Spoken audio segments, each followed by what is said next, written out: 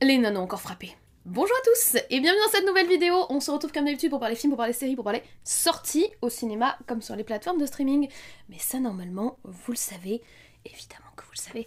Et aujourd'hui, on va parler non pas d'un, mais de deux films d'horreur qui sont sortis l'un après l'autre ces dernières semaines au cinéma et qui parlent tous les deux de nonnes. Oui, encore sujet battu, rebattu, re-rebattu du monde de l'horreur cinématographique. La nonne ne cesse jamais d'inspirer les réalisateurs de films d'horreur, apparemment. Même si c'est pas forcément pour proposer des trucs les plus originaux du monde, puisque les deux films dont on va parler aujourd'hui, qui s'inscrivent pas du tout dans la même série ou dans le même univers, hormis qu'ils mettent en scène des nonnes, racontent plus ou moins, et c'est assez étrange, la même histoire. Ces deux films dont on va parler, c'est le film Immaculée, c'est le premier qui est sorti au cinéma. Il met en scène Sydney Sweeney dans un rôle un petit peu différent de ce à quoi on est habitué, puis 2 semaines après est sorti La Malédiction, les origines, qui est également donc un film de nonnes, évidemment, encore une fois, qui lui est un préquel d'un film des années 70. Et comme je vous l'ai dit, c'est deux films racontent plus ou moins la même histoire, mais avec chacun leurs petites originalités. On va en parler aujourd'hui, lequel des deux est le meilleur du coup, raconte la même chose, est-ce qu'il y en a un qui est plus sympathique et plus intéressant que les autres? C'est tout le sujet de cette vidéo. Je vous laisse donc vous installer très confortablement, allumer quelques cierges, vous servir un grand verre d'eau et un café. Ne pas oublier le petit like et le petit commentaire qui font super plaisir parce que ça référence la vidéo et on se retrouve juste après le générique.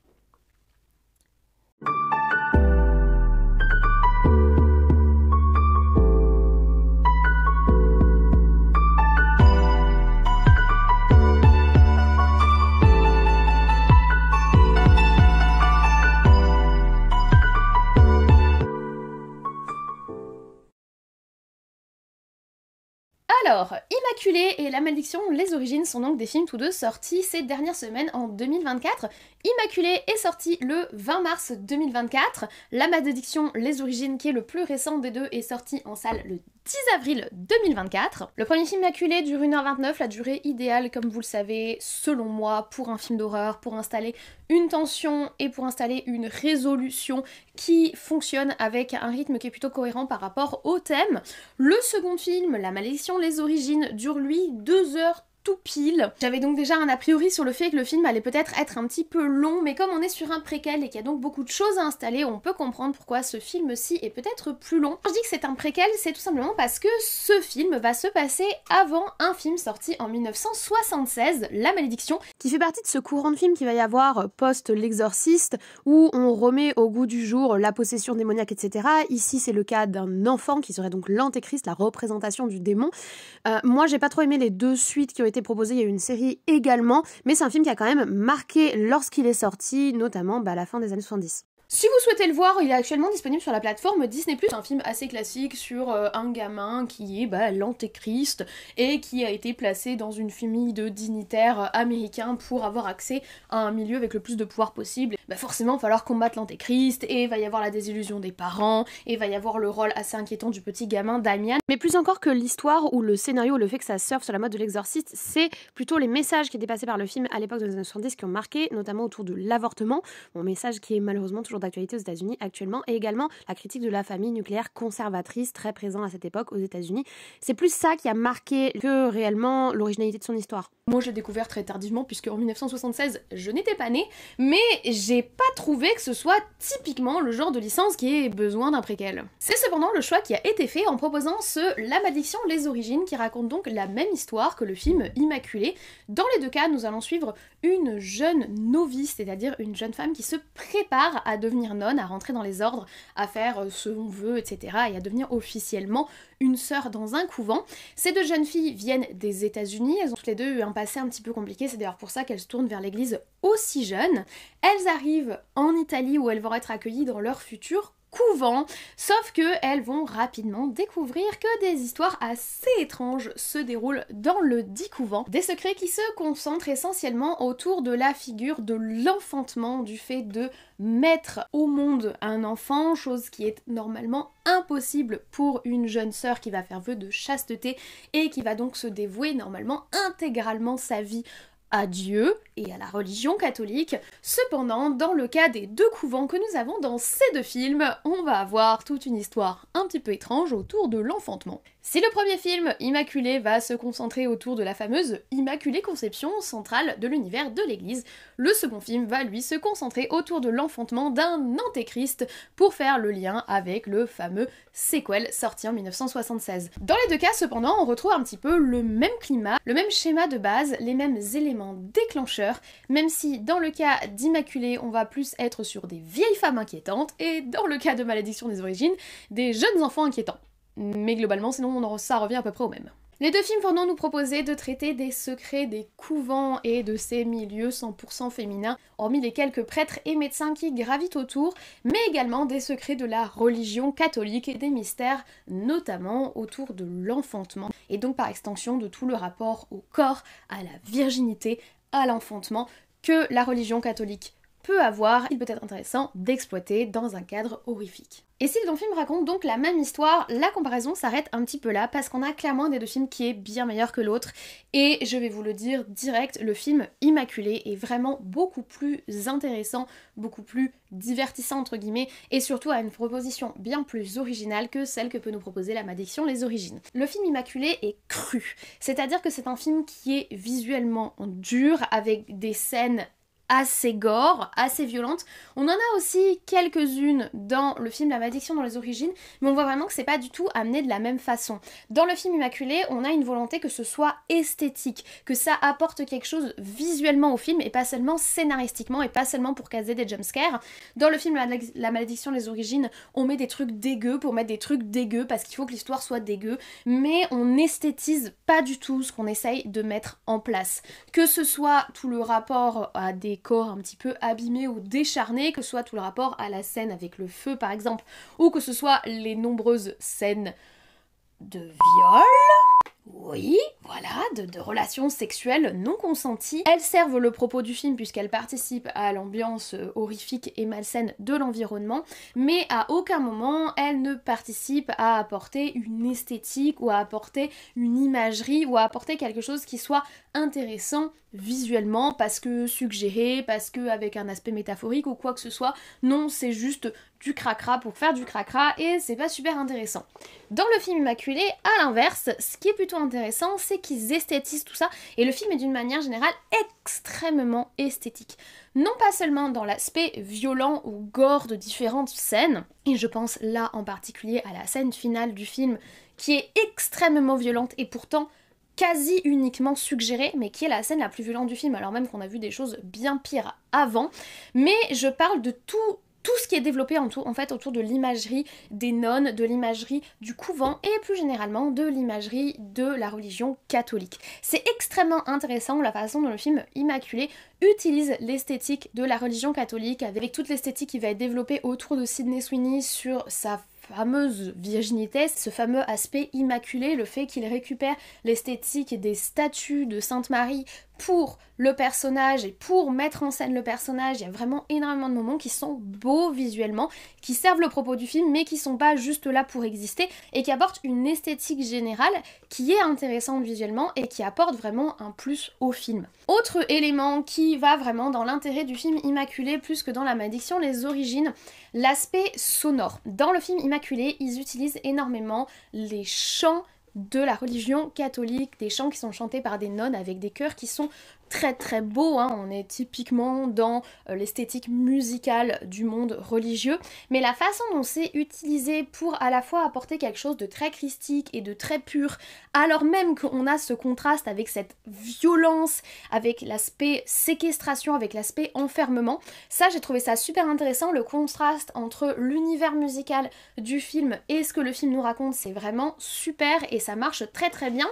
A l'inverse, dans La Malédiction les origines, même s'ils utilisent quelques chants religieux, d'une manière générale, l'accompagnement musical est pas super intéressant et c'est vraiment dommage parce que l'univers du monde de la religion catholique a quand même une grande richesse musicale qui peut être intéressante et qui peut apporter quelque chose de beaucoup plus christique et de beaucoup plus élevé à un film et c'est pas du tout exploité dans ce film.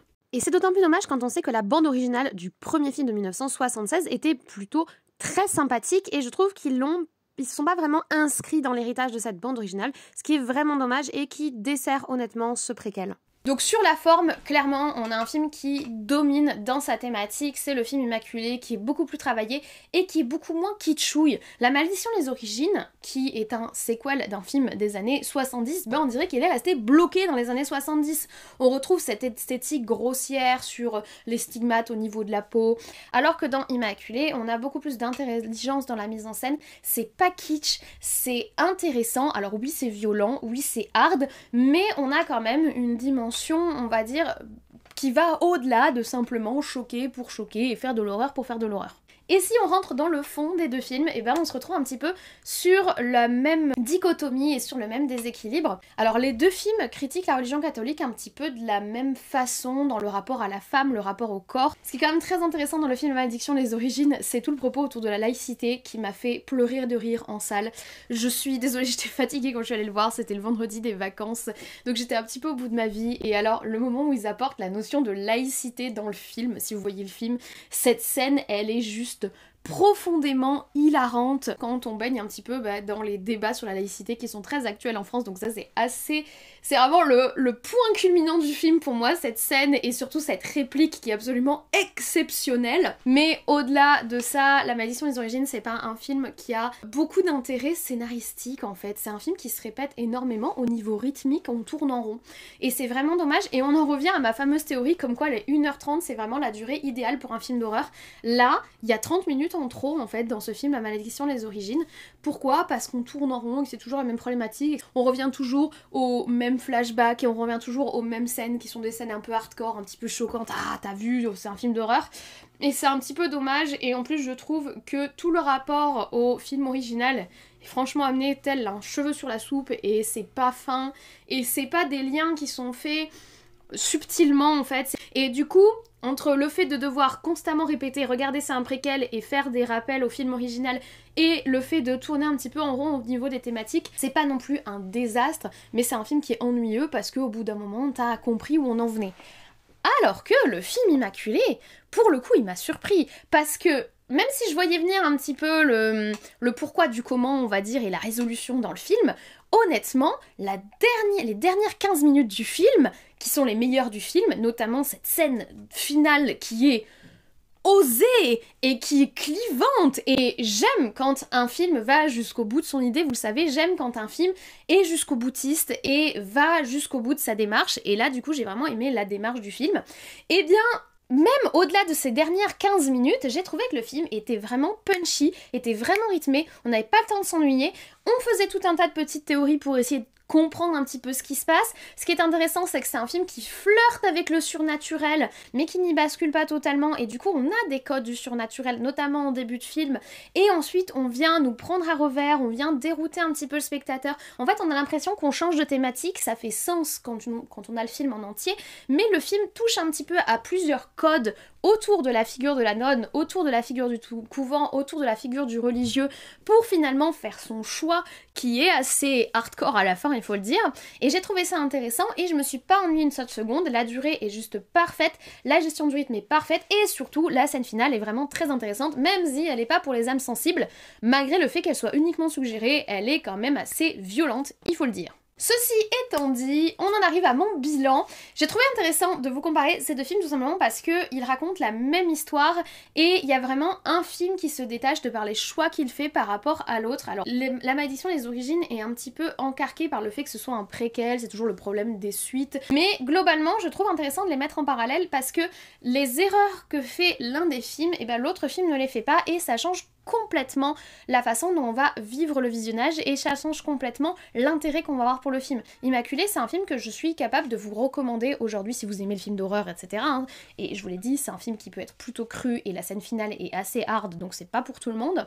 Mais c'est un film que je peux recommander parce que c'est un film qui a une vraie démarche artistique, qui a une vraie démarche de réflexion sur le propos qu'il porte, même si c'est une réflexion critique, il y a une vraie réflexion sur le propos qu'il porte, et c'est un film qui met en avant des attributs cinématographiques au-delà de purement faire dans le thriller d'horreur, qui le rend intéressant, qui le rend agréable. C'est un film qui n'est pas ennuyant, qui a un rythme qui est bien posé, qui dure une durée qui convient, à l'inverse du second film qui est long, assez répétitif, trash pour être trash avec vraiment d'un côté un petit peu hard on va dire et crasseux des profondeurs là. Donc si jamais je peux vous recommander un film d'horreur à aller voir en ce moment au cinéma, ben personnellement je me tournerais plus vers le film Immaculé. Petit bonus en plus, je trouve que Sydney Sweeney joue très bien dans ce film, même s'ils ont quand même encore réussi à la foutre à poil, alors même qu'elle joue une nonne, c'est vraiment, ils arrivent toujours à la foutre à poil. Alors je suis d'accord, elle est hyper bien foutue, elle est magnifique cette femme, elle a un corps de rêve, mais comment c'est possible qu'ils arrivent toujours à la foutre à poil? Je trouve ça assez exceptionnel. En me réécoutant, je me suis rendu compte que là j'étais quand même pas très juste avec le film La Malédiction des Origines, parce que l'actrice est également très compétente, notamment les scènes de possession dans ce film, en plus des émotions qu'elle nous donne tout le long du film. La scène de possession est presque ridicule, elle arrive quand même à la garder sérieusement, elle est également partiellement en nudité à un moment dans le film, donc un point partout ici. Du coup, je me permettrais plutôt de vous recommander le film Immaculé que La Malédiction des Origines, sauf si bien sûr vous êtes fan du film original et que vous avez envie de faire le préquel. Mais du coup, ça lui enlève le charme du vintage, donc ça dépendra des goûts, je pense. Voilà, je vous remercie d'avoir écouté cette vidéo sur le film Immaculé et le film Malédiction des Origines jusqu'au bout. J'espère que vous avez apprécié ce format un petit peu comparatif. C'est quelque chose que j'avais déjà fait sur la chaîne il y a très longtemps. C'est pas forcément quelque chose qui plaît beaucoup à YouTube de parler de deux films en même temps. J'ai l'impression qu'ils préfèrent quand on catégorise, mais là pour le coup je pouvais pas parler de l'un sans parler de l'autre. Ils racontent littéralement la même histoire et en plus ils se répondent très très bien puisque les défauts de l'un sont les qualités de l'autre. Donc je me voyais pas en position de vous parler de ces deux films, l'un séparément de l'autre. Donc j'espère que vous avez quand même apprécié cette proposition et que c'était quand même intéressant pour vous. Si c'est le cas, n'hésitez pas à mettre un petit like juste en dessous, n'hésitez pas à surtout à mettre un commentaire. Est-ce que vous avez vu l'un, est-ce que vous avez vu l'autre, est-ce que vous avez vu les deux, est-ce que vous avez vu le film La Malédiction de 1976 et est-ce que pour vous c'est un classique? Dites-moi. Est-ce que vous avez apprécié que je les compare? Bref, dites-moi tout ça en commentaire, je les lis tous, j'essaye d'y répondre quand j'ai le temps. Et si vous venez de débarquer sur la chaîne, n'hésitez pas à vous abonner, c'est juste en dessous, c'est gratuit, ça me fait plaisir. Et pour vous c'est utile parce que ça vous permettra d'être prévenu des futures sorties de vidéos, voire de voir les anciennes, notamment les anciennes vidéos sur les nonnes, puisque les nonnes frappent de façon assez régulière ces derniers temps dans le monde de l'horreur. Et voilà, moi je vous embête pas plus, je vous remercie d'avoir regardé cette vidéo, je vous souhaite une très bonne journée, une très bonne semaine, de très bon visionnage, peut-être du coup le film Immaculé, mais si vous n'avez pas vu La Malédiction des Origines et que vous êtes curieux, amusez-vous bien, et en attendant, prenez soin de vous, je vais essayer d'en faire de même, et on se dit à très vite.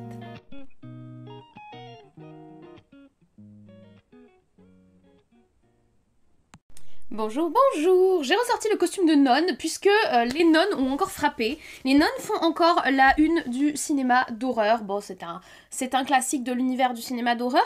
Mais là, c'est pas un, mais bien deux films qui sont sortis à la suite sur des nonnes et qui racontent d'ailleurs la même histoire. C'est pour ça que j'ai décidé de traiter ces deux films dans la même vidéo. Ah, j'ai une mèche rebelle. C'est pas très catholique tout ça. Hein. J'ai décidé de traiter ces deux films dans la même vidéo parce que au final, c'est deux films qui racontent la même chose et qui pourtant ne partent pas du tout du même concept. Donc voilà, franchement ce costume de nonne a été un très bon investissement. Alors là du coup je me suis adaptée aux films dont on parle où elles n'ont pas spécifiquement le même costume que celui que j'avais fait pour La Nonne 1 et La Nonne 2 qui sont des désastres cinématographiques. Avons-nous encore une fois des désastres cinématographiques? J'en doute, mais il n'empêche que on a besoin de café pour tenir. J'avais fait de la mousse de lait, c'est pour ça que mon verre est dégueulasse, mais elle n'a pas tenu le temps que je me prépare, voilà. On est parti, let's go, let's go, let's go, let's go.